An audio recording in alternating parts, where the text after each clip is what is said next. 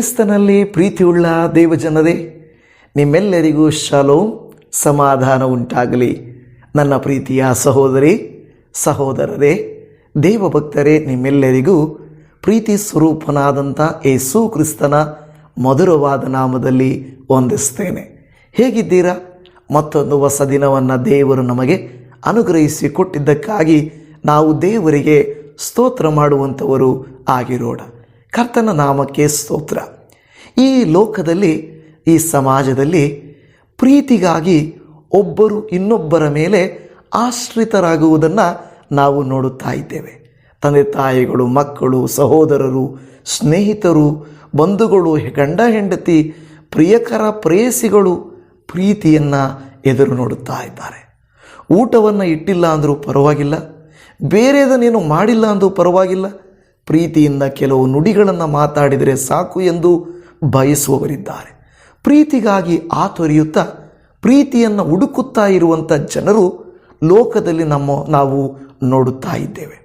ಕೆಲವು ಸಾರಿ ಕೆಲವರು ಕೇಳುತ್ತಾರೆ, ನೀನು ನನ್ನನ್ನು ಎಷ್ಟು ಪ್ರೀತಿ ಮಾಡ್ತೀಯಾ, ಇಲ್ಲವೇ ಪ್ರೀತಿ ಮಾಡ್ತೀಯಾ ಅಂತ ಕೇಳ್ತೇವೆ. ತಂದೆ ತಾಯಿಗಳು ಮಕ್ಕಳನ್ನು, ಸಣ್ಣ ಮಕ್ಕಳನ್ನು ಕೇಳ್ತಾರೆ, ಡು ಯು ಲವ್ ಮೀ, ನೀನು ನನ್ನನ್ನು ಪ್ರೀತಿಸ್ತೀಯಾ ಅಂತ ಕೇಳುತ್ತಾರೆ. ಯೌವನಸ್ಥರು, ಹುಡುಗ ಹುಡುಗಿಯರು, ನೀನು ಎಷ್ಟು ಪ್ರೀತಿಸ್ತೀ ಎಂದು ಕೇಳುತ್ತಾರೆ. ಕೆಲವರು, ನಾನು ನಿನ್ನನ್ನು ಇಷ್ಟು ಪರ್ಸೆಂಟೇಜ್ ಪ್ರೀತಿಸ್ತೇನೆ ಅಂದರೆ, ಇನ್ನು ಕೆಲವರು, ನೀನು ನನ್ನನ್ನು ಪ್ರೀತಿಸ್ತೀಯ ಅನ್ನೋದಕ್ಕೆ ಏನಾದರೂ ಗಿಫ್ಟು, ಏನಾದರೂ ವಸ್ತು, ಏನಾದರೂ ಕೆಲಸ, ಏನಾದರೂ ನನಗೆ ಮಾಡಿಕೊಡು, ಆಗ ನಿನಗೆ ನನ್ನ ಮೇಲೆ ಎಷ್ಟು ಪ್ರೀತಿ ಇದೆ ಅಂತ ನಾನು ತಿಳುಕೊಳ್ಳುತ್ತೇನೆ ಎಂದು ಹೇಳುತ್ತಾರೆ. ಈ ದಿನ ದೇವರ ಅಪಾರವಾದ ಪ್ರೀತಿಯನ್ನು ಅರ್ಥ ಮಾಡಿಕೊಳ್ಳಲು, ಅಳತೆ ಮಾಡಲು ಏನು ಸಿಗುತ್ತದೆ? ಇವತ್ತು ದೇವರ ವಾಕ್ಯದ ಮೂಲಕವಾಗಿ ಧ್ಯಾನ ಮಾಡಿಕೊಳ್ಳೋಣ. ಈ ದಿನದ ಮುಖ್ಯವಾದಂಥ ದೇವರ ವಾಕ್ಯ ರೋಮಾಪುರದವರಿಗೆ ಬರೆದ ಪತ್ರಿಕೆ 5ನೇ ಅಧ್ಯಾಯ 8ನೇ ವಚನ. ಆದರೆ ನಾವು ಪಾಪಿಗಳಾಗಿದ್ದಾಗಲೂ ಕ್ರಿಸ್ತನು ನಮಗೋಸ್ಕರ ಪ್ರಾಣ ಕೊಟ್ಟದ್ದರಲ್ಲಿ ದೇವರು ನಮ್ಮ ಮೇಲೆ ತನಗಿರುವ ಪ್ರೀತಿಯನ್ನು ಸಿದ್ಧಾಂತಪಡಿಸಿದ್ದಾನೆ. ಆಮೇನ್. ಕೆಲವರು ಹೇಳ್ತಾರೆ, ಪ್ರೂವ್ ಮೀ ಯುವರ್ ಲವ್, ನಿನ್ನ ಪ್ರೀತಿಯನ್ನು ರುಜು ಮಾಡಿಕೊ. ಕೆಲವು ಮಕ್ಕಳು ಕೇಳುತ್ತವೆ, ಮಮ್ಮಿ, ಡ್ಯಾಡಿ, ಅಪ್ಪ ಅಮ್ಮ, ನೀವು ನನ್ನನ್ನು ಇಷ್ಟೇನಾ ಪ್ರೀತಿ ಮಾಡೋದು? ನೋಡು, ಅದಕ್ಕೆ ನೀವು ನನಗಿದು ತಗೊಟ್ಟಿಲ್ಲ, ಇದನ್ನು ಮಾಡಿಲ್ಲ, ನಿಮಗೆ ನನ್ನ ಮೇಲೆ ಪ್ರೀತಿ ಇಲ್ಲ. ಇನ್ನು ಕೆಲವು ಸಾರಿ ಮಕ್ಕಳು 2-3 ಜನ ಇದ್ದರೆ ಹೋಲಿಕೆ ಮಾಡಿ ಹೇಳ್ತಾರೆ, ಅವರಿಗೆ ನೀವು ಕೊಟ್ಟಿದ್ದೀರಾ, ಇವರಿಗೆ ತಗೊಟ್ಟಿದ್ದೀರಾ, ನಾನಂದರೆ ನಿನಗಿಷ್ಟ ಇಲ್ವಾ, ನನ್ನ ಮೇಲೆ ಪ್ರೀತಿ ಇಲ್ವಾ ಅಂತ ಕೇಳ್ತಾರೆ. ಹಾಗೆ ಯವನ ಪ್ರಾಯದ ಮಕ್ಕಳು ಅಧಿಕವಾಗಿ ಕೇಳ್ತಾರೆ, ನೀನು ಯಾರನ್ನು ಹೆಚ್ಚಾಗಿ ಪ್ರೀತಿ ಮಾಡ್ತೀಯಾ? ಹೊಸದಾಗಿ ಮದುವೆ ಮಾಡಿಕೊಂಡು ಬಂದ ಹೆಂಡತಿ ಕೇಳ್ಬೋದು, ನೀನು ನಿಮ್ಮ ಅಮ್ಮನ್ನು ಪ್ರೀತಿಸ್ತೀಯಾ, ಇಲ್ಲ ನನ್ನನ್ನು ಹೆಚ್ಚಾಗಿ ಪ್ರೀತಿಸ್ತೀಯಾ ಅಂತ ಕೇಳ್ತಾರೆ. ಕೆಲವು ಸಾರಿ ಕೆಲವು ಪ್ರಶ್ನೆಗಳು ಬರುತ್ತವೆ, ನೀವು ನನ್ನನ್ನು ಎಷ್ಟು ಪ್ರೀತಿ ಮಾಡ್ತೀರಾ, ಪ್ರೀತಿ ಮಾಡುತ್ತೀರನ್ನೋದು ಹೇಗೆ ತೋರಿಸ್ತೀರಾ, ಹೇಗೆ ರುಜು ಮಾಡ್ತೀರಾ ಎಂದು ಪ್ರಶ್ನೆ ಮಾಡ್ತಾರೆ. ದೇವಜನವೇ, ದೇವರು ನಮ್ಮ ಮೇಲೆ ತನಗಿರುವ ಪ್ರೀತಿಯನ್ನು ಸಿದ್ಧಾಂತಪಡಿಸಿದ್ದಾನೆ, ಅದರ ಅರ್ಥ ಪ್ರೂವ್ ಮಾಡಿದ್ದಾನೆ. ಅದರಲ್ಲಿ ಹೇಳ್ತಾರಲ್ಲ, ವಸ್ತುಗಳನ್ನು ತಗೊಟ್ರೆ, ಶಾಪಿಂಗ್ಗೆ ಕರ್ಕೊಂಡು ಹೋದರೆ, ಮನೆ ಕೊಡಿಸಿದರೆ, ವಾಹನ ಕೊಡಿಸಿದರೆ, ಈ ಕಾಲಘಟ್ಟದಲ್ಲಿ ನೋಡುತ್ತಾ ಇರ್ತೀರಾ, ಹೆಂಡತಿ ಗಂಡನನ್ನು BMW ಕೊಡುವುದರ ಮೂಲಕ ಸರ್ಪ್ರೈಸ್ ಮಾಡಿದಳು ಅಲ್ವಾ, ಬೈಕ್ ಕೊಡಿಸುವುದರ ಮೂಲಕ ಸರ್ಪ್ರೈಸ್ ಮಾಡಿಸಿದನು, ಆಭರಣ ಕೊಡಿಸುವುದರ ಮೂಲಕ ಗಂಡ ಎಷ್ಟು ಪ್ರೀತಿ ಮಾಡ್ತಾನೆ, ತಂದೆ ತಾಯಿಗಳನ್ನು ಎಷ್ಟು ಪ್ರೀತಿ ಮಾಡ್ತಾರೆ ಅಂತ ಪ್ರೀತಿಯನ್ನು ಅಳತೆ ಮಾಡುವುದಕ್ಕೆ ವಸ್ತುಗಳನ್ನು, ವಾಹನಗಳನ್ನು, ಅವರು ಮಾಡುವ ಸೇವೆಗಳನ್ನು ವಿನಿಯೋಗಿಸುತ್ತಾರೆ. ದೇವರು ನಮ್ಮನ್ನು ಪ್ರೀತಿಸುತ್ತಾರೆಂದು ಸಿದ್ಧಾಂತಪಡಿಸುವುದು ಹೇಗೆ? ದೇವರ ಅತ್ಯುನ್ನತವಾದ ಪ್ರೀತಿಯನ್ನು ಅಳತೆ ಮಾಡಲಿಕ್ಕೂ ಅರ್ಥ ಮಾಡಿಕೊಳ್ಳಲಿಕ್ಕೂ ಯಾವುದಾದರೂ ಟೇಪು, ಯಾವುದಾದರೂ ಒಂದು ನಿಯಮ, ವಸ್ತುಗಳು ಇವೆಯಾ? ದೇವರೇ, ನೀನು ನನಗೆ ಈ ವಸ್ತುಗಳನ್ನು ಒದಗಿಸಿಕೊಟ್ರೆ ನೀನು ನನ್ನನ್ನು ಪ್ರೀತಿ ಮಾಡ್ತಾ ಇದೀಯಾ ಅಂತ ಅರ್ಥ ಅಲ್ವಾ? ನೀನು ನನಗೆ ಒಂದು ಮನೆಯನ್ನು ಕಟ್ಟಿಕೊಳ್ಳುವಂತೆ ಮಾಡಿದರೆ, ಒಂದು ಜಾಬ್ ಸಿಗುವಂತೆ ಮಾಡಿದರೆ, ಒಂದು ಒಳ್ಳೆ ಹುಡುಗನನ್ನು ಮದುವೆ ಆಗುವುದಕ್ಕೆ ಹುಡುಗಿ ನನಗೆ ಸಿಕ್ಕಿದರೆ, ಗರ್ಭಫಲ ಸಿಕ್ಕಿದರೆ, ನಾನು ಸಕ್ಸಸ್ ಆದರೆ ಬಿಸ್ನೆಸ್ಸಲ್ಲಿ ನಾನು ಒಳ್ಳೆಯ ಇನ್ಕಮ್ ಪಡೆದರೆ, ಓ ದೇವರು ನನ್ನನ್ನು ಪ್ರೀತಿಸುತ್ತಿದ್ದಾನೆ.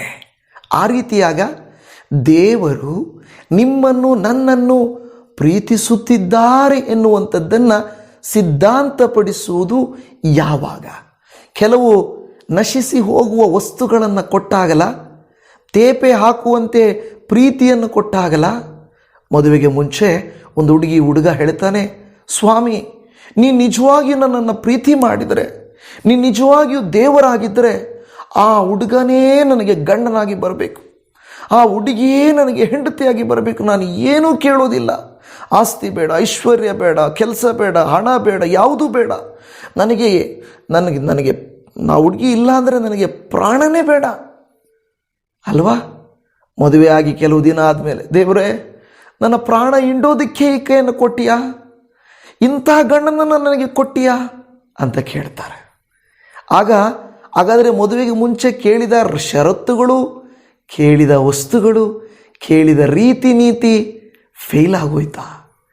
ಹಾಗಾದರೆ ನಿಜವಾದ ದೇವರ ಅಪಾರವಾದ ಪ್ರೀತಿ ಸಿದ್ಧಾಂತಪಡಿಸಿದ್ದು, ರುಜುಪಡಿಸಿದ್ದು, ಪ್ರೂವ್ ಮಾಡಿದ್ದು ಹೇಗೆ? ದೇವರಿಗೆ ನಿಮ್ಮ ಮೇಲೆ ಪ್ರೀತಿ ಇಲ್ಲವಾ ಸಹೋದರಿ? ನಿಮ್ಮ ರೋಗ ಕಡಿಮೆ ಆಗಲಿಲ್ಲ, ಮನೆಯ ಪರಿಸ್ಥಿತಿ ಸುಧಾರಿಸಲಿಲ್ಲ, ನಿನ್ನ ಜೀವಿತ ಸರಿಯಾಗಲಿಲ್ಲ, ಬಿಸ್ನೆಸ್ ಫಲಿಸಲಿಲ್ಲ, ಆದಾಯ ಬರಲಿಲ್ಲ ಅಂದರೆ ದೇವರಿಗೆ ನಿಮ್ಮ ಮೇಲೆ ಪ್ರೀತಿ ಇಲ್ವಾ? ಇವತ್ತಿನ ವಾಕ್ಯ ಕೊನೆಯವರೆಗೂ ಕೇಳಿಸಿಕೊಂಡು ನೋಡ್ರಿ, ನಿಜವಾಗಿಯೂ ದೇವರಿಗೆ ನಿಮ್ಮ ಮೇಲೆ ಪ್ರೀತಿ ಇದೆಯಾ ಇಲ್ವಾ ಅಂತ ಗೊತ್ತಾಗ್ತದೆ. ಓಕೆನಾ? ಈ ವಾಕ್ಯನ ಸ್ವಲ್ಪ ನೋಡ್ರಿ. ದೇವರು ತನ್ನ ಪ್ರೀತಿಯನ್ನು ನಮ್ಮ ಮೇಲೆ ಇರುವುದನ್ನು ಹೇಗೆ ಸಿದ್ಧಾಂತಪಡಿಸಿದ್ದಾನೆ? ಒಂದನೇದಲ್ಲಿ ಹೇಳುತ್ತದೆ, ನಾವು ಪಾಪಿಗಳಾಗಿದ್ದಾಗಲೂ ಏನು ಮಾಡಿದ್ದಾನೆ? ಕ್ರಿಸ್ತನು ನಮಗೋಸ್ಕರ ಪ್ರಾಣ ಕೊಟ್ಟನು. ಹಾಲೆಲೂಯ. ದೇವಜನ ಅದನ್ನು ಅರ್ಥ ಮಾಡಿಕೊಳ್ಳಿ.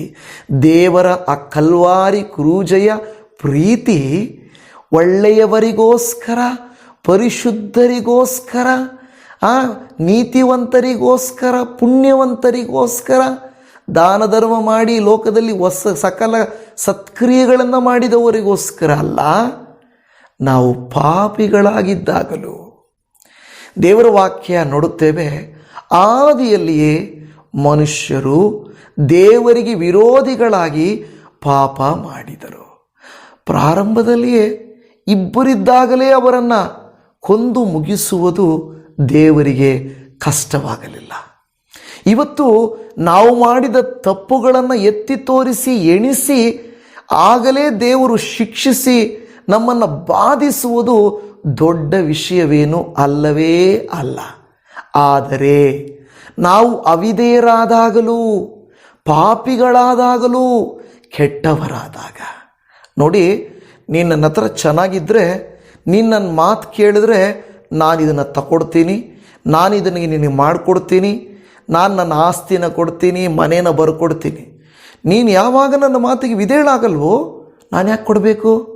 ಅಂದರೆ ಮಗಳು, ಮಗನು, ಮನೆಯವರು ಚೆನ್ನಾಗಿದ್ದರೆ, ಪ್ರೀತಿಯಿಂದಿದ್ದರೆ ಅವರಿಗೆ ಆಸ್ತಿನೂ ಕೊಡ್ತಾರೆ, ಅವರ ಹತ್ರ ಇರುವಂಥ ಆಶೀರ್ವಾದನೂ ಕೊಡ್ತಾರೆ. ಒಂದು ವೇಳೆ ನಾವು ಅವಿಧೇಯರಾದರೆ, ತಪ್ಪಿದರೆ, ಏನಾದರೂ ಪಾಪ ಮಾಡಿದರೆ ನಿನಗೆ ಯಾಕೆ ನಾನು ಮಾಡಬೇಕು ಅಂತ ಪ್ರಶ್ನೆ ಮಾಡ್ತಾರೆ. ದೇವರು ಆ ರೀತಿ ಮಾಡಿದ್ರ? ಆದಿಯಲ್ಲಿಯೇ ಮಾನವನು ದೇವರಿಗೆ ವಿರೋಧಿಯಾದರೂ ಕೂಡ ಅದೇನೇ ಹೇಳ್ತಾರಲ್ಲ, ನಾವು ಮಾಡಿರೋ ತಪ್ಪನ್ನು ಹೊಟ್ಟೆಯಲ್ಲಿಟ್ಕೊಂಡು ನಮ್ಮ ಮೇಲೆ ಕೃಪೆ ತೋರಿಸ್ರಿ ಅಂದಂಗೆ ದೇವರು ನಮ್ಮ ಮೇಲಿನ ಶಿಕ್ಷೆ, ಅವಿಧೇಯತೆ, ಪಾಪದ ಪ್ರತಿಫಲ, ಕೇಡು, ಶಾಪ ಎಲ್ಲ ಕಾರ್ಯಗಳನ್ನು ಆತನು ಹೊಟ್ಟೆಯಲ್ಲಿಟ್ಟುಕೊಂಡು ನಮ್ಮ ಮೇಲೆ ಪ್ರೀತಿಯನ್ನು ತೋರಿಸಿದ್ದಾನೆ. ಹಾಲೆಲೂಯ. ದೇವಜನ ಅದನ್ನು ಗಮನಿಸಿರಿ. ನಾವು ಪಾಪಿಗಳಾಗಿದ್ದಾಗಲೂ ಕ್ರಿಸ್ತನು ನಮಗೋಸ್ಕರ ಪ್ರಾಣ ಕೊಡುವುದರ ಮೂಲಕ ದೇವರಿಗೆ ನಮ್ಮ ಮೇಲೆ ಎಷ್ಟು ಪ್ರೀತಿ ಇದೆ ನೋಡಿದ್ರ? ದೇವಜನವೇ, ಆಸ್ತಿಗಳ ವಿಷಯದಲ್ಲಿ, ಭವಿಷ್ಯದ ವಿಷಯಗಳಲ್ಲಿ, ಮನೆ, ಹಣ ವಿಷಯದಲ್ಲಿ, ಬಂಗಾರದ ವಿಷಯದಲ್ಲಿ, ಕೊಡುವುದರ ವಿಷಯದಲ್ಲಿ ಅನೇಕರು ತೂಗಿ ಅಳತೆ ಮಾಡಿ ಹಳೆಯದನ್ನೆಲ್ಲ ನೆನೆಸಿ ಈಗನ್ನ ನೆನೆಸಿ ನೀವು ಇಷ್ಟು ವರ್ಷ ಒಳ್ಳೆ ಪ್ರೀತಿ ತೋರಿಸಿರ್ಬೋದು, ಆರೈಕೆ ಮಾಡಿರ್ಬೋದು. ಕೊನೆ ಕಾಲದಲ್ಲಿ ನೀವೇನಾದರೂ ಒಂದು ತಪ್ಪು ಮಾಡಿ ಅವ್ರನ್ನ ಬೈದೋ ಏನಾದರೂ ಮಾಡಿದರೆ ದಿಢೀರ್ನೆ ಇಷ್ಟು ವರ್ಷ ಕಷ್ಟಪಟ್ಟವ್ರು ಕೆಲವರು, ಕೊನೆ ಕಾಲದಲ್ಲಿ ಪ್ರೀತಿಯಿಂದ ನಟಿಸಿದವರು ಕೆಲವರು.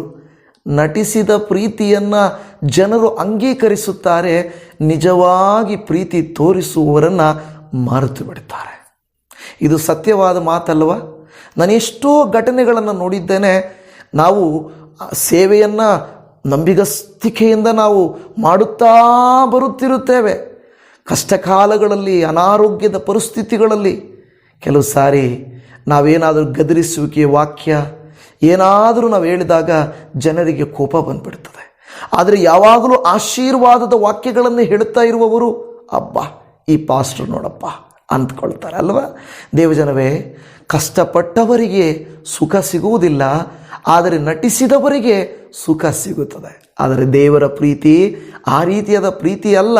ನಾವು ಪಾಪಿಗಳಾಗಿದ್ದಾಗಲೂ ನಮ್ಮ ಮೇಲೆ ಆತನ ಪ್ರೀತಿ ಅಪಾರವಾಗಿದೆ.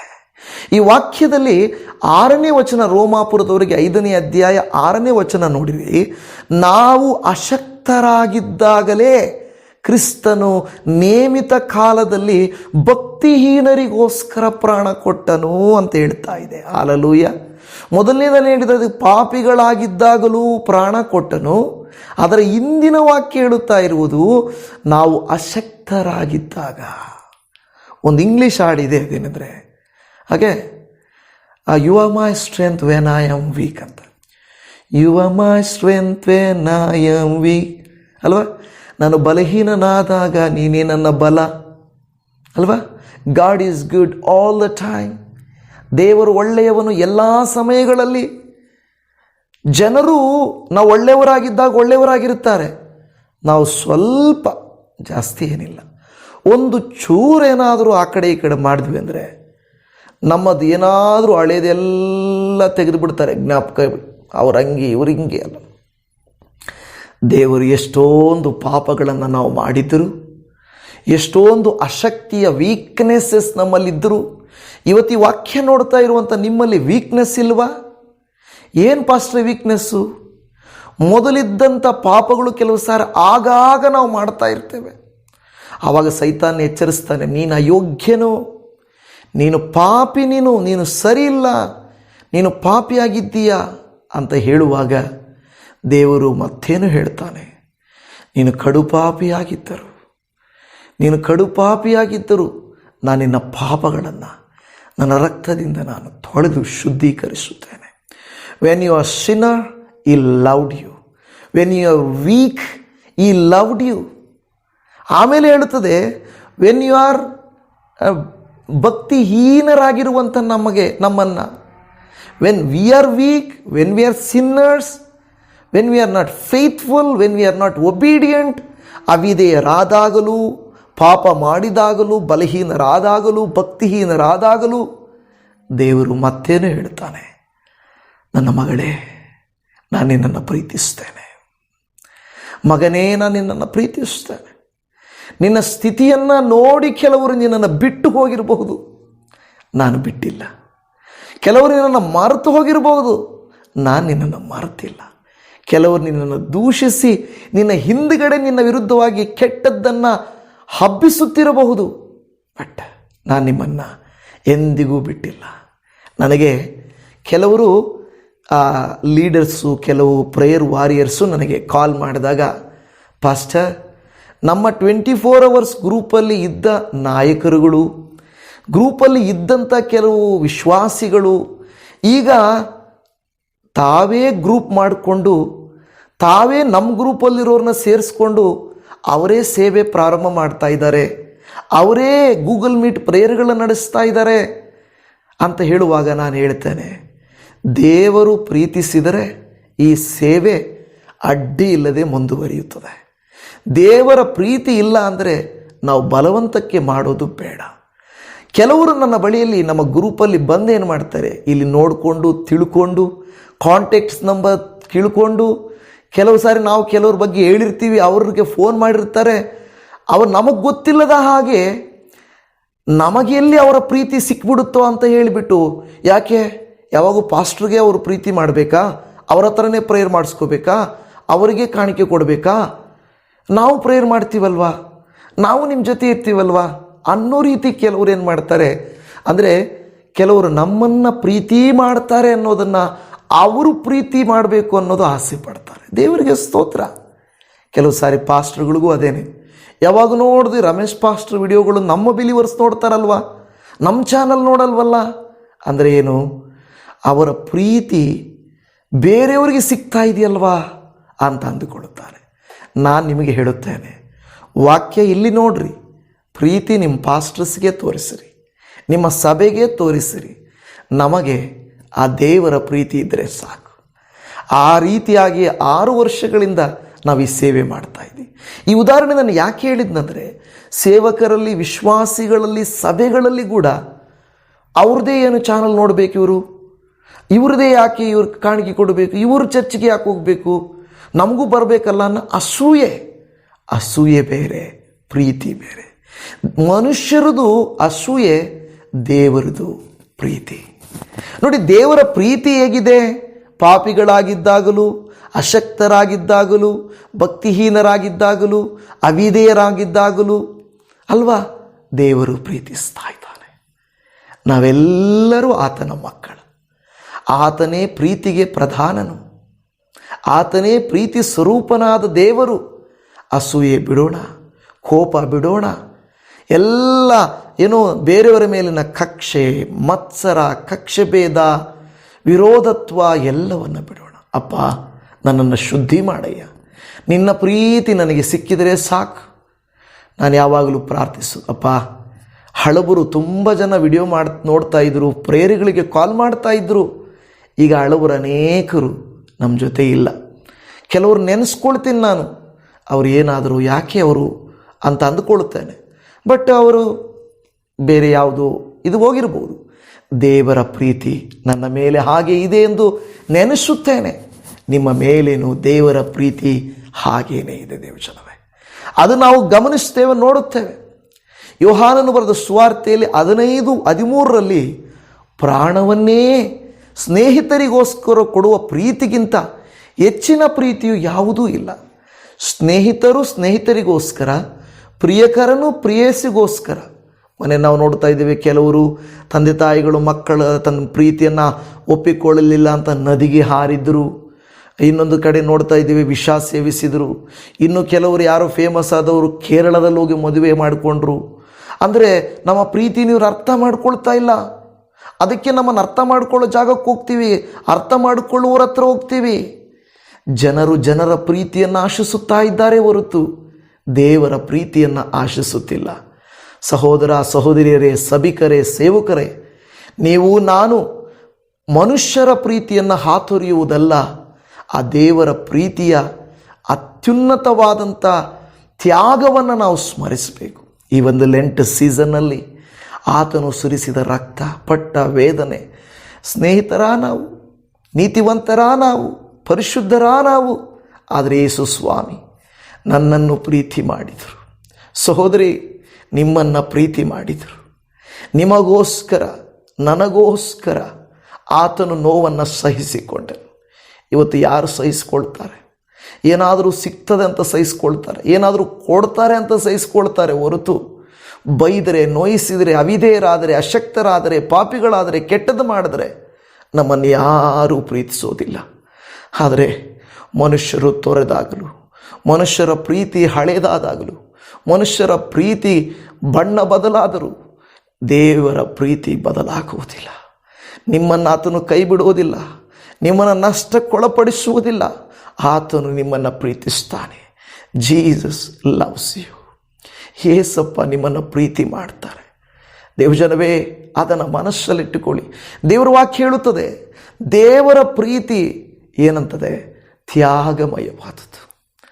ಕೆಲವು ಸಾರಿ ತಂದೆ ತಾಯಿಗಳ ಪ್ರೀತಿನೂ ಅಲ್ಲೇ ನಿಂತೋಗುತ್ತೆ. ಆದರೆ ದೇವರ ಪ್ರೀತಿ ಸಾಯುವ ಸಮಯಕ್ಕೂ ಬರ್ತದೆ ಅಲ್ವಾ? ನೋಡಿ, ಕೆಲವು ಸಾರಿ ಮಕ್ಕಳು ಸಾಯುವಾಗ ಅವರು ಸತ್ತರು ಅಂತ ನಾವು ಅವರೊಟ್ಟಿಗೆ ಸಾಯಕ್ಕೆ ಹೋಗೋದಿಲ್ಲ. ಸಾರಿ ಅದನ್ನ ಹೇಳೋಕ್ಕೆ ನಾವು ಈಗ ಮಕ್ಕಳು ಸಾಯ್ತಾರೆ, ತಂದೆ ತಾಯಿಗಳು ಸಾಯ್ತಾರೆ, ಪ್ರೇಯಸಿ ಪ್ರಿಯಕರ ಸಾಯ್ತಾರೆ ಕೆಲವು ಸಾರಿ. ಮೊನ್ನೆ ನಾನು ಯಾವುದೋ ಒಂದು ನ್ಯೂಸನ್ನು ಓದ್ತಾ ಇದ್ದೆ. ಒಂದು CCTV ಕ್ಯಾಮ್ರಾದಲ್ಲಿ ಒಬ್ಬ ಹುಡುಗ ಬಂದು ಆ ಹುಡುಗಿ ಹತ್ರ ಅಲ್ಲೇ ಆಚೆ ನಿಂತ್ಕೊಂಡು ಬಾಯ್ ಬಾಯ್ ಟಾಟಾ, ಇನ್ನು ನನ್ನನ್ನು ಮರೆತು ಬಿಡು, ನಿನಗೂ ನನಗೆ ಯಾವ ಸಂಬಂಧನೂ ಇಲ್ಲ, ಇನ್ನು ಮೇಲೆ ನನಗೆ ಫೋನ್ ಮಾಡಬೇಡ ಅಂತ ಹೇಳಿಬಿಟ್ಟು ಆತನು ಹೊರಟೋಗ್ತಾನೆ. ತಿರುಗಿ 5 ನಿಮಿಷದಲ್ಲಿ ಫೋನ್ ಕಾಲ್ ಬರುತ್ತೆ. ಏನಂತ? ಆ ಹುಡುಗಿಗೆ ಬ್ರೇಕಪ್ ಹೇಳಿದಲ್ಲ, ಆ ಹುಡುಗಿ ನೇಣಾಕ್ಕೊಂಡ್ಬಿಟ್ಟಿದ್ದಾಳೆ. ಸಾರಿ ಅಂದರೆ ಸೂಸೈಡ್ ಮಾಡ್ಕೊಂಡ್ಬಿಟ್ಟಿದ್ದಾಳೆ. ಅಂದರೆ ಆ ಹುಡುಗಿಗೆ ಇವನೇ ನನ್ನ ಪ್ರಿಯಕರ, ಇವನನ್ನು ಬಿಟ್ಟರೆ ನಾನು ಬದುಕಕ್ಕೆ ಆಗಲ್ಲ ಅನ್ನುವಷ್ಟರ ಮಟ್ಟಿಗೆ ಹೋಗಿರ್ಬೋದಲ್ವಾ. ಅವನಿಗೇನು ಸುಮ್ಮನೆ ಒಂದು ಮಾತು ಹೇಳಿಬಿಟ್ಟು ಹೋಗ್ಬಿಟ್ಟ. ಇವತ್ತು ಎಷ್ಟೋ ಜನ ಗಂಡ ಹೆಂಡತಿ ಪ್ರೇಯಸಿ ಪ್ರಿಯಕರ ತಂದೆ ತಾಯಿ ಮಕ್ಕಳ ಮಧ್ಯೆ ಇದೇ ರೀತಿಯಾಗಿದೆ. ಇವತ್ತು ರಾಜಕೀಯದಲ್ಲಿ, ದೇಶ ವಿದೇಶಗಳಲ್ಲಿ, ಕುಟುಂಬಗಳಲ್ಲಿ, ಸಮಾಜಗಳಲ್ಲಿ ಪ್ರೀತಿಗೆ ಬೆಲೆ ಇಲ್ಲ. ಎಷ್ಟೋ ಜನರು ನಂಬಿಕೆ ದ್ರೋಹ ಮಾಡಿ ಕುತ್ತಿಗೆ ಕೊಯ್ಯುವಂಥವರಿದ್ದಾರೆ. ನಂಬಿಕೆ ದ್ರೋಹ ಮಾಡಿ ನಾವು ಅದನ್ನು ಅನುಭವಿಸಿದ್ದೀವಿ. ಲಕ್ಷಗಳಿಗೆ ನಾವು ಅನುಭವಿಸಿದ್ದೇವೆ. ಎಷ್ಟು ಪ್ರೀತಿಯಿಂದ, ಎಷ್ಟು ಭಕ್ತಿಯಿಂದ, ಎಷ್ಟು ಒಳ್ಳೆಯವರಾಗಿ ತೋರಿಸ್ಕೊಳ್ತಾರೆ ಅಂದರೆ ಇವ್ರಿಗೆ ಏನಾದರೂ ಮಾಡಬೇಕು ಅಂಥೇಳಿ ನಾವು ಸಾಲ ತೆಗೆದು ಕೊಟ್ಟರೆ ಸಭೆಗೆ ಬರೆದಂಗೆ ಆಬ್ಸೆಂಟ್ ಆಗೋಗ್ಬಿಟ್ರು. ಎಷ್ಟು ಒಬ್ಬರು ಇಬ್ಬರಲ್ಲ, ಕೆಲವರೆಲ್ಲ ಮಾಡಿದ್ರು, ಒಬ್ಬರು ಮಾತ್ರ ಚೆನ್ನಾಗಿ ಇಟ್ಕೊಟ್ರು. ನಂಬಿ ಪ್ರೀತಿ ಮಾಡಿದವರು ಹಾಗೆ ಮಾಡ್ತಾರೆ. ತುಂಬ ಹುಷಾರಾಗಿರಲಿ. ಪ್ರೀತಿಯ ಹೆಸರಲ್ಲಿ ಮೋಸ ಮಾಡ್ತಾರೆ. ಪ್ರೀತಿ ಕುರುಡುತನ ಅಂತ ಹೇಳಿದ ಹಾಗೆ ಖಂಡಿತವಾಗಿ ಪ್ರೀತಿ ಲವ್ ಈಸ್ ಬ್ಲೈಂಡ್ ಅಂತ ಹೇಳಿದಂಗೆ ಬ್ಲೈಂಡೇ. ಆದರೆ ದೇವರ ಪ್ರೀತಿ ಆಗಲ್ಲ. ದೇವರ ಪ್ರೀತಿ ಸ್ಯಾಕ್ರಿಫಿಷಿಯಲ್. ಅದಕ್ಕೆ ಯೋಹಾನ 3:16 ಹೇಳುವಂಥ ಮಾತು, ದೇವರು ಲೋಕದ ಮೇಲೆ ಎಷ್ಟೋ ಪ್ರೀತಿಯನ್ನಿಟ್ಟು ತನ್ನ ಒಬ್ಬನೇ ಮಗನನ್ನು ಕೊಟ್ಟನು. ಏನಕ್ಕೆ? ತನ್ನನ್ನು ಬಲಿಯಾಗಿ ಕೊಟ್ಟನು. ಮೊದಲ ಯೋಹಾನ 3:16 ಕೂಡ ಸೇಮ್ ವಾಕ್ಯ. ಕ್ರಿಸ್ತನು ನಮಗೋಸ್ಕರ ತನ್ನ ಪ್ರಾಣವನ್ನು ಕೊಟ್ಟದ್ದರಲ್ಲಿಯೇ ಪ್ರೀತಿ ಇಂಥದ್ದೆಂದು ನಮಗೆ ತಿಳಿದು ಬಂದದೆ. ನಾವು ಸಹ ಅಂತ ಹೇಳ್ತದೆ ಕ್ರಿಸ್ತನು ನಮಗೋಸ್ಕರ ತನ್ನ ಪ್ರಾಣವನ್ನು ಕೊಟ್ಟದ್ದರಲ್ಲಿಯೇ ಪ್ರೀತಿ ಇಂಥದ್ದೇ ಎಂದು ಗೊತ್ತಾಗ್ತದೆ. A Calvary love is the true love. ಯಾಕೆ? ಆತನು ಪರಿಶುದ್ಧನಾಗಿದ್ದರೂ ಪಾಪಿಗಳಾದ ನಮಗಾಗಿ ಪ್ರಾಣ ಕೊಟ್ಟನು. ಯೇಸು ಸ್ವಾಮಿ ಹೇಳಿದರು, ನಾನು ನನ್ನ ಪ್ರಾಣವನ್ನು ನಿಮಗಾಗಿ ಕೊಡ್ತಾ ಇದ್ದೇನೆ. ನಿಮ್ಮನ್ನು ಪಾಪದಿಂದ ಬಿಡಿಸುವುದಕ್ಕೂ, ನಿಮ್ಮನ್ನು ಈ ಲೋಕದ ಅಂಧಕಾರದಿಂದ ಬಿಡಿಸುವುದಕ್ಕೂ, ಎರಡನೆಯ ಮರಣವಾದಂಥ ನರಕದಿಂದ ನಿಮ್ಮನ್ನು ತಪ್ಪಿಸುವುದಕ್ಕೂ ನನ್ನನ್ನು ಬಲಿ ಮಾಡಿಕೊಂಡು, ಬರಿದು ಮಾಡಿಕೊಂಡು ನಾನು ನನ್ನನ್ನೇ ತ್ಯಾಗ ಮಾಡುತ್ತಾ ಇದ್ದೇನೆ. ಸ್ಯಾಕ್ರಿಫೈಷಲ್. ಯಾಕೆ? ನಾವೇನು ಒಳ್ಳೆಯವರಂತಲ್ಲ, ನಮಗೋಸ್ಕರ ಆತನು ಪ್ರಾಣವನ್ನು ಕೊಟ್ಟನು. ಮೊದಲ ಯೋಹಾನ 4:9-10 ದೇವರು ತನ್ನ ಒಬ್ಬನೇ ಮಗನನ್ನು ನಾವು ಆತನ ಮೂಲಕ ಜೀವಿಸುವುದಕ್ಕಾಗಿ ಲೋಕಕ್ಕೆ ಕಳುಹಿಸಿ ಕೊಟ್ಟದ್ದರಲ್ಲಿಯೇ ದೇವರ ಪ್ರೀತಿಯು ನಮ್ಮಲ್ಲಿ ಪ್ರತ್ಯಕ್ಷವಾಗಿದೆ. ನಾವು ದೇವರನ್ನು ಪ್ರೀತಿಸಿದ್ದರಲ್ಲಿ ಅಲ್ಲ, ಆತನು ನಮ್ಮನ್ನು ಪ್ರೀತಿಸಿ ನಮ್ಮ ಪಾಪ ನಿವಾರಣಾರ್ಥವಾಗಿ ತನ್ನ ಮಗನನ್ನು ಕಳುಹಿಸಿ ಕೊಟ್ಟದ್ದರಲ್ಲಿಯೇ ಪ್ರೀತಿಯ ನಿಜ ಗುಣವು ತೋರಿ ಬರುತ್ತದೆ. ಪ್ರೀತಿಯ ನಿಜ ಗುಣ, ದ ಟ್ರೂ ಲವ್. ಗತಿಸಿ ಹೋಗುವ, ಬಾಡಿ ಹೋಗುವ, ಕಳೆದು ಹೋಗುವ, ಬಣ್ಣ ಬದಲಾಗುವ ಪ್ರೀತಿ ಅಲ್ಲ ದ ಟ್ರೂ ಲವ್. ನಿಜವಾದ ದೇವರ ಪ್ರೀತಿ. ಎಷ್ಟು ಜನಕ್ಕೆ ನಿಮಗೆ ನಿಜವಾಗಿಯೂ ಇದು ಅರ್ಥವಾಯಿತೋ ಇಲ್ಲವೋ ನನಗೆ ಗೊತ್ತಿಲ್ಲ. ಸಹೋದರ ಸಹೋದರಿ, ಇಲ್ಲಿರುವ ನೀವು ಒಬ್ಬರಲ್ಲ ಒಬ್ಬರಿಂದಾದರೂ, ಅದು ಯಾರೇ ಆಗಿರ್ಬೋದು, ಗಂಡ ಹೆಂಡತಿ ಪ್ರೇಯಸಿ ಪ್ರಿಯಕರ, ತಂದೆ ತಾಯಿ ಮಕ್ಕಳು, ಸಹೋದರ ಸಹೋದರಿ, ಅಕ್ಕ ತಂಗಿ, ಜೊತೆ ಕೆಲಸಗಾರರು, ಯಾರಿಂದಾದರೂ ಪ್ರೀತಿಯಲ್ಲಿ ಮೋಸ ಹೋಗಿರ್ತೀರ. ನೀವು ಅಂದ್ಕೊಳ್ತೀರಾ ಇವರೇ ನನ್ನ ಜೀವ, ಇವರೇ ನನ್ನ ಪ್ರಾಣ. ಆದರೆ ಒಂದು ದಿವಸ ನೀವು ಅವರನ್ನು ಪ್ರಾಣ ಅಂದುಕೊಂಡಿರ್ತೀರ, ಅವರೇ ನಿಮ್ಮ ಪ್ರಾಣ ಹಿಂಡುತ್ತಾರೆ. ಇವರಿಗಾಗಿ ನಾನು ಇಷ್ಟು ಕಷ್ಟಪಟ್ಟಿದ್ದು, ಇವರಿಗಾಗಿ ನನ್ನ ಜೀವಿತವೆಲ್ಲ ತ್ಯಾಗ ಮಾಡಿದ್ದು, ಇವರಿಗೋಸ್ಕರ ಉಪವಾಸ ಇದ್ದಿದ್ದು, ಇವರಿಗೋಸ್ಕರ ನನ್ನ ಜೀವಿತವೇ ಉತ್ತಮವಾದ ಜೀವಿತ. ಎಲ್ಲೋ ಹೋಗೋದನ್ನು ಸ್ಯಾಕ್ರಿಫೈಸ್ ಮಾಡಿದೆ, ಎಲ್ಲೋ ಯಾವುದೋ ತಿನ್ನೋದನ್ನು ಸ್ಯಾಕ್ರಿಫೈಸ್ ಮಾಡಿದೆ, ಹೇಗೋ ಜೀವಿಸೋದನ್ನು ಸ್ಯಾಕ್ರಿಫೈಸ್ ಮಾಡಿದೆ. ಇಂಥವರಿಗೋಸ್ಕರನಾ ಅಂತ ಒಂದಲ್ಲ ಒಂದು ಸಾರಿ ನಮ್ಮ ಹೃದಯ ಚುಚ್ಚಿದಂಗಾಗುತ್ತೆ ಅಲ್ವಾ? ಇಂಥವರಿಗೋಸ್ಕರನ, ಒಡ ಹುಟ್ಟಿದವರಿಗೋಸ್ಕರ ಆಗಿರ್ಬೋದು, ಮನೆಗೋಸ್ಕರ ಆಗಿರ್ಬೋದು, ಸಮಾಜಕ್ಕೋಸ್ಕರ ಆಗಿರ್ಬೋದು, ಸಡನ್ನಾಗಿ ಪಕ್ಷ ಬದಲಾಯಿಸಿದಂಗೆ ಬಣ್ಣ ಬದಲಾಯಿಸಿ ಬಿಡುತ್ತಾರೆ. ಪ್ರೀತಿ ನಶ್ವರವಾಗೋಗ್ತದೆ.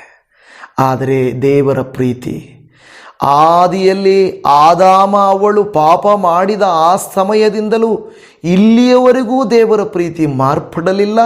ಬದಲಾಗಿ ನಮ್ಮನ್ನು ರಕ್ಷಿಸುವುದಕ್ಕಾಗಿ ಆತನು ಅನೇಕ ಅರಸರನ್ನು, ನ್ಯಾಯಾಧಿಪತಿಗಳನ್ನು, ಪ್ರವಾದಿಗಳನ್ನು, ಮಿಷನರಿಗಳನ್ನು ಎಚ್ಚರಿಸುವುದಕ್ಕೆ ಕಳುಹಿಸಿದನು. ಯಾರಿಂದಲೂ ನಮ್ಮನ್ನು ಬಿಡಿಸಲಿಕ್ಕೆ ಸಾಧ್ಯವಿಲ್ಲ ಎನ್ನಿದಾಗ ದೇವರು ತಾನೇ ಸ್ವತಃ ಮಾನವನಾಗಿ ಬಂದು, ಯೇಸು ಕ್ರಿಸ್ತನಾಗಿ ಬಂದು ನಮ್ಮನ್ನು ರಕ್ಷಿಸುವುದಕ್ಕೆ ಸ್ವಪ್ರಾಣವನ್ನು ಕೊಟ್ಟನು. ಈ ಲೆಂಟ್ ಸೀಸನ್ನಲ್ಲಿ ಅನೇಕರು ನೀವು ಪ್ರಾರ್ಥಿಸ್ತಾ ಇದ್ದೀರಾ. ಬೇರೆ ವಿಡಿಯೋಗಳನ್ನು ಬಿಟ್ಟು ಈ ವಿಡಿಯೋನ ನೀವು ನೋಡದೆ ಹೋದರೆ ಐ ಆಮ್ ವೆರಿ ಸಾರಿ. ನಾನು ಭಾನುವಾರ ಸ್ತ್ರೀಯರ ಬಗ್ಗೆ ಒಂದು ವಿಡಿಯೋ ಮಾಡಿದೆ. ಬಹಳ ನನ್ನ ಹೃದಯಕ್ಕೆ ಹತ್ತಿರವಾದ ವಿಡಿಯೋ. ಈ ವಿಡಿಯೋನು ಹಾಗೇನೆ ಹೃದಯಕ್ಕೆ ಹತ್ತಿರವಾದ ವಿಡಿಯೋ. ಎಷ್ಟು ಜನಕ್ಕಿದು ಇದುವರೆಗೂ ನೋಡಿ ಪ್ರಯೋಜನವಾಗಿದೆಯೋ ಗೊತ್ತಿಲ್ಲ. Jesus loves you. ಏಸಪ್ಪ ನಿಮ್ಮನ್ನು, ನನ್ನನ್ನು ಪ್ರೀತಿಸ್ತಾರೆ. ಯೇಸು ಸ್ವಾಮಿ ಪೇತ್ರನ ಬಳಿಯಲ್ಲಿ ಕೇಳುತ್ತಾರೆ, ಪೇತ್ರ, ಡು ಯು ಲವ್ ಮೀ? ಪೇತ್ರನೇ, ನೀ ನನ್ನನ್ನು ಪ್ರೀತಿಸ್ತೀಯಾ ಅಂತ ಕೇಳ್ದ. ಇವತ್ತು ಅದೇ ಪ್ರಶ್ನೆ ದೇವರು ನಿಮ್ಮನ್ನು, ನನ್ನನ್ನು ಕೇಳ್ತಾ ಇದ್ದಾರೆ. ದೇವರ ಚಿತ್ತವಾದರೆ ಈ ದೇವರು ಕೇಳುವ ಪ್ರಶ್ನೆಯ ಪ್ರಸಂಗವನ್ನು ನಾಳೆ ನಾವು ಧ್ಯಾನ ಮಾಡಿಕೊಳ್ಳೋಣ. ನಮ್ಮ ಕಣ್ಣುಗಳನ್ನು ಮುಚ್ಚಿ ಪ್ರಾರ್ಥನೆ ಮಾಡಿಕೊಳ್ಳೋಣ. ಅಪ್ಪ, ಈ ಲೋಕದ ಎಲ್ಲ ಪ್ರೀತಿಗಳು ತಣ್ಣಗಾಗುವುದಾಗ, ಮಾರ್ಪಟ್ಟಾಗ, ಬದಲಾದಾಗ, ನಶ್ವರವಾದಾಗ, ಮೋಸಗೊಳಿಸಿದಾಗ ಒಂದು ಪ್ರೀತಿ, ಆ ಅಗಾಪೆ ಪ್ರೀತಿ ಮಾತ್ರ ಬದಲಾಗದು. ಆ ಅಗಾಪೆ ಪ್ರೀತಿ ನೀತಿವಂತರಿಗಾಗಿ, ಪರಿಶುದ್ಧರಿಗಾಗಿ, ಒಳ್ಳೆಯವರಿಗಾಗಿ ಅಲ್ಲಪ್ಪ. ನಾವು ಪಾಪಿಗಳಾಗಿದ್ದಾಗಲೂ, ದ್ರೋಹಿಗಳಾಗಿದ್ದಾಗಲೂ, ಭಕ್ತಿಹೀನರಾಗಿದ್ದಾಗಲೂ, ಬಲಹೀನರಾಗಿದ್ದಾಗಲೂ, ಅವಿಧೇಯರಾದಾಗಲೂ, ದಾರಿ ತಪ್ಪಿ ನಡೆದಾಗಲೂ ನಿಮ್ಮನ್ನು ಎಷ್ಟೋ ನೋಯಿಸಿದೆವು. ಆದರೂ ನೀವು ನಮ್ಮನ್ನು ಪ್ರೀತಿಸಿದಿರಪ್ಪ. ನಿಮ್ಮ ನಾಮಕ್ಕೆ ಸ್ತೋತ್ರ. ನಾವೆಲ್ಲರೂ ಅಪ್ಪ, ಇವತ್ತು ಇವರನ್ನು ಮೋಸ ಮಾಡಿದ ವ್ಯಕ್ತಿಗಳು ಎಷ್ಟೋ ಜನ ಇರ್ಬೋದಪ್ಪ. ನಂಬಿದವರೇ ಇವರನ್ನು ಮೋಸ ಮಾಡಿರ್ಬೋದು. ಇವರು ಪ್ರೀತಿಸಿದವರು ಇವರಿಗೆ ಸಿಗದೇ ಇರಬಹುದು. ಇವರ ಪ್ರೀತಿ ಇವನ್ನು ಬಿಟ್ಟು ಹೋಗಿರಬಹುದು. ಆದರೆ ಅಗಾಪೆ ಪ್ರೀತಿ, ನಿತ್ಯವಾದ ಪ್ರೀತಿ, ದೈವ ಪ್ರೀತಿ, ಆ ಯೇಸುವೇ, ಆ ಕಲ್ವಾರಿಯ ನಿನ್ನ ಪ್ರೀತಿ ನಮ್ಮನ್ನು ಬಿಟ್ಟು ಹೋಗಲಿಲ್ಲಪ್ಪ. ನಮ್ಮ ಜಾಗದಲ್ಲಿ ನಮ್ಮನ್ನು ಬಿಡಿಸುವುದಕ್ಕೋಸ್ಕರ ನೀವು ನಿಮ್ಮನ್ನೇ ತ್ಯಾಗ ಮಾಡಿದಿರಲ್ವ. ಯಾರೂ ಕೊಡಲಾರದ ಪ್ರೀತಿ. ಅದು ಶಾರೀರಿಕ ಪ್ರೀತಿ ಅಲ್ಲ, ಲೌಕಿಕ ಪ್ರೀತಿ ಅಲ್ಲ, ಸಂಬಂಧಿಕವಾದ ಪ್ರೀತಿ ಅಲ್ಲ. ಅದು ದೈವಿಕವಾದ, ಪರಲೋಕದಿಂದ ಭುವಿಗೆ ಬಂದ ಪ್ರೀತಿ, ಬರಿದು ಮಾಡಿಕೊಂಡ ಪ್ರೀತಿ, ತ್ಯಾಗ ಮಾಡಿದ ಪ್ರೀತಿ. ಅಪ್ಪ, ನಿನಗೆ ಸ್ತೋತ್ರ, ನಿಮಗೆ ಸ್ತೋತ್ರ, ನಿಮಗೆ ವಂದನೆ. ಕಲ್ವಾರಿಯ ಆ ಪ್ರೀತಿಗಾಗಿ ಸ್ತೋತ್ರ. ತಪ್ಪಿ ಹೋದವರನ್ನು ಹುಡುಕಿ ಪ್ರೀತಿಸುವ ನಿನ್ನ ಪ್ರೀತಿಗಾಗಿ ಸ್ತೋತ್ರ. ನಿತ್ಯವಾದ ನಿನ್ನ ಪ್ರೀತಿಯಿಂದ ನಮ್ಮನ್ನು ಪ್ರೀತಿಸಿದ್ದಕ್ಕಾಗಿ ಸ್ತೋತ್ರ. ಯೇಸು ನಾಮದಲ್ಲಿ ನಮ್ಮೊಬ್ಬೊಬ್ಬರನ್ನು ಪ್ರೀತಿಸಿರುವುದಕ್ಕಾಗಿ ವಂದನೆ. ಇನ್ನು ಮುಂದೆಯೂ ನಮ್ಮನ್ನು ನೀನು ಅಗಲದೆ ಎಲ್ಲರ ಪ್ರೀತಿಗಿಂತ ನಿಮ್ಮ ಪ್ರೀತಿ ಶ್ರೇಷ್ಠವಾದುದೆಂದು ರುಜುಪಡಿಸಿರಿ ಅಪ್ಪ, ಸಿದ್ಧಾಂತಪಡಿಸಿರಿ ದೇವರೇ. ಈ ವಾಕ್ಯವನ್ನು ಆಲಿಸಿದ ಪ್ರತಿ ಸಹೋದರಿಯನ್ನು, ಸಹೋದರನನ್ನು, ದೇವಭಕ್ತರನ್ನು ಒಂದೇ ಮಾತಿನಲ್ಲಿ, ಸಹೋದರರೇ, ಇದುವರೆಗೂ ನೀವು ವಾಕ್ಯವನ್ನು ಕೇಳಿದಿರಂದರೆ ಒಂದು ಮಾತು ಹೇಳ್ರಿ, ಅಪ್ಪ, ನನ್ನನ್ನು ಪ್ರೀತಿಸುವ ದೇವರೇ, ನಾನು ನಿನ್ನನ್ನು ಪ್ರೀತಿಸ್ತೇನೆ. I love you Jesus, I love you Jesus. ಅಪ್ಪ, ಐ ಲವ್ ಯು ಅಂತ ನಾವು ಯಾರ್ಯಾರಿಗೋ ಹೇಳ್ತಾ ಇದ್ದೆವು. ಆದರೆ ನಾಚಿಕೆ ಪಡದೆ ಇವತ್ತು ಐ ಲವ್ ಯು ಜೀಸಸ್ ಅಂತ ನಾವು ಹೇಳ್ತಾ ಇದ್ದೇವೆ. ಯೇಸುವಿನ ನಾಮದಲ್ಲಿ ಇವತ್ತು ಆಮೇನ್, ಆಮೇನ್, ಆಮೇನ್. ಐ ಲವ್ ಯು ಎಂದು ಹೇಳಿದ ಪ್ರತಿ ದೇವಭಕ್ತರನ್ನು ಆಶೀರ್ವದಿಸು ಕರ್ತನೆ, ಅಭಿಷೇಕಿಸು ಕರ್ತನೆ. ಅತ್ಯುನ್ನತವಾದ ಪರಲೋಕದ ಕೃಪೆಗಳಿಂದಲೂ ಎಲ್ಲ ದುಷ್ಟನ ಕಾರ್ಯಗಳನ್ನು ಲಯಪಡಿಸುವುದರ ಮೂಲಕ ಅಪ್ಪ ನಿನ್ನನ್ನು ಪ್ರೀತಿಸುತ್ತೇನೆ ಎಂದು ಹೇಳಿದ ಈ ಸಹೋದರನ ಜೀವಿತದಲ್ಲಿ ದೊಡ್ಡ ಕಾರ್ಯ ಮಾಡು. ನಿನ್ನ ಮಹಿಮೆಯನ್ನು ಪ್ರಚುರಪಡಿಸು. ನಿನ್ನನ್ನೇ ಹಾತುಕೊಂಡು, ನಿನ್ನನ್ನೇ ಆಧಾರ ಮಾಡಿಕೊಂಡು, ನಿನ್ನನ್ನೇ ದೃಷ್ಟಿಸಿ ಜೀವಿಸುವಂತೆ ಈ ಲೋಕಯಾತ್ರೆಯಲ್ಲಿ ನಿನ್ನ ಸಹಾಯವನ್ನು ಬಿಟ್ಟು ಬಿಡದೆ ನಿನ್ನನ್ನೇ ಅನುಸರಿಸಿ ನಡೆಯುವಂತೆ ಸಹಾಯ ಕೃಪೆಗಳನ್ನು ತೋರಿಸು. ನಮ್ಮ ಪ್ರಾರ್ಥನೆಯನ್ನು ಕೇಳಿದ್ದೀರಯ್ಯ. ನಿನಗೆ ಕೋಟ್ಯಾನುಕೋಟಿ ವಂದನೆಗಳು, ನಿನಗೇ ಸ್ತೋತ್ರಗಳು. ಎಲ್ಲ ಸ್ತುತಿ, ಘನ, ಮಾನ, ಮಹಿಮೆ ನಿನಗೆ ಮಾತ್ರ ಸಮರ್ಪಿಸುತ್ತಾ, ನಮ್ಮ ರಕ್ಷಕನು ನಮ್ಮನ್ನು ಪ್ರೀತಿಸಿ ನಮಗಾಗಿ ಕಲ್ವಾರಿ ಕ್ರೂಜೆಯಲ್ಲಿ ಪ್ರಾಣ ಕೊಟ್ಟು ಮೃತ್ಯುಂಜಯನಾಗಿ ಎದ್ದು ಬಂದಂಥ ನಜರೇತಿನ ಯೇಸು ಕ್ರಿಸ್ತನ ಪ್ರೀತಿಯುಳ್ಳ ಮಧುರ ನಾಮದಲ್ಲಿ ಪ್ರಾರ್ಥಿಸುತ್ತೇವೆ ತಂದೆಯೇ. ಆಮೇನ್, ಆಮೇನ್. ನನ್ನ ಪ್ರೀತಿಯ ದೇವಜನವೇ, ನಿಮ್ಮೆಲ್ಲರಿಗೂ ಆ ಪರಾತ್ಪರನ ಪ್ರೀತಿ ಲಭ್ಯವಾಗಲಿ. ಇದುವರೆಗೂ ಯಾರು ವಿಡಿಯೋ ನೋಡಿದ್ದೀರೋ ನೀವು ಕಮೆಂಟಲ್ಲಿ ಬರೀರಿ, Jesus I love you, I love you Jesus, ಯೇಸುವೇ ನಾನು ನಿನ್ನನ್ನು ಪ್ರೀತಿಸುತ್ತೇನೆ ಎಂದು ಕಮೆಂಟ್ ಮಾಡಿರಿ. ನೋಡೋಣ ಎಲ್ಲಿವರೆಗೂ ವಿಡಿಯೋ ನೋಡಿದವರು ಎಷ್ಟು ಜನ ಅಂತ ನನಗೆ ಅರ್ಥ ಆಗ್ತದೆ. ನಾನು ನಿಮಗೋಸ್ಕರ ಪ್ರಾರ್ಥನೆ ಮಾಡ್ತೇನೆ. ಶಲೋ, praise the Lord Jesus. God bless you. Amen.